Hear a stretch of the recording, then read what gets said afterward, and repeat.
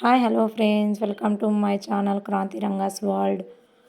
ఈరోజు మన రెసిపీ పప్పుచారు. దీన్ని సాంబార్ అని కూడా అంటారు. రకరకాలుగా చేసుకుంటారు, కాకపోతే నా స్టైల్లో నేను మీకు షేర్ చేస్తున్నాను. పప్పుచారు కోసం ముందుగా కందిపప్పును ఒక అరగంట నానబెట్టి తీసుకున్నాను.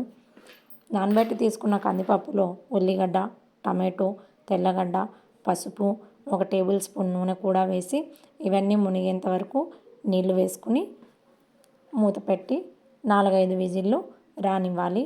ఇలా పప్పు ఉడుకుతుండగా పక్కన మరో ప్యాన్లో తాలింపు కోసం నూనె తీసుకుని అందులో జీలకర్ర, ఆవాలు, కరివేపాకు అన్నీ వేసి కరివేపాకు చిటపటలాడిన తర్వాత ఉల్లిగడ్డను వేసుకోవాలి. ఉల్లిగడ్డ వేసుకొని కొంచెం ఎర్రగా వేగనివ్వాలి. ఇలా ఉల్లిగడ్డ కొంచెం ఎర్రగా వేగిపోయిన తర్వాత నేనైతే ఉల్లగడ్డలు, మునక్కాయలు తీసుకున్నాను. మీరు కావాలంటే ఇంకా ఏ కూరగాయలైనా వేసుకోవచ్చు. ఇలా నూనెలో వేసుకోవడం వల్ల ఇవి త్వరగా మగ్గిపోతాయి. ఎక్కువసేపు ఉడికే అవసరం ఉండదు, అందుకోసమనే నూనెలో తీసుకున్నాను.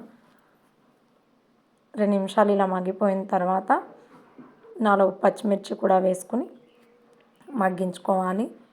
తర్వాత ముందుగా నానబెట్టుకున్న చింతపండు నీళ్ళని ఇందులో వేసి చక్కగా ఉడికించుకోవాలి. ఇవి ఉడుకుతున్న టైంలో మనం ఇందులో ఉప్పు, కారం వేసి ఉడికించుకుంటే టేస్ట్ బాగుంటుంది. ఈలోపు పక్కన పప్పు ఉడికిపోయి ఉంటుంది. ఆ పప్పును మెత్తగా రుబ్బుకుని ఇందులో వేసేసుకోవాలి. మనకు పలచగా కావాలంటే ఇంకా కొన్ని ఎక్కువ నీళ్ళు యాడ్ చేసుకోవచ్చు. చిక్కగా కావాలనుకుంటే తక్కువ నీళ్ళు యాడ్ చేసుకోవచ్చు.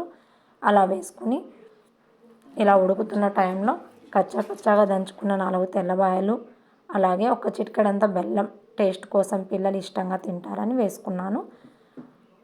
ఉడుకుతున్న పప్పుచారులో కొత్తిమీర వేస్తే మన టేస్టీ పప్పుచారు లేదా సాంబార్ రెడీ అయిపోయినట్లే. నా వీడియో మీకు నచ్చినట్లయితే లైక్ చేసి సబ్స్క్రైబ్ చేసుకోండి ఫ్రెండ్స్. మీ ఫ్యామిలీ అండ్ ఫ్రెండ్స్కి షేర్ చేయండి. Okay, bye bye friends. Thank you for watching.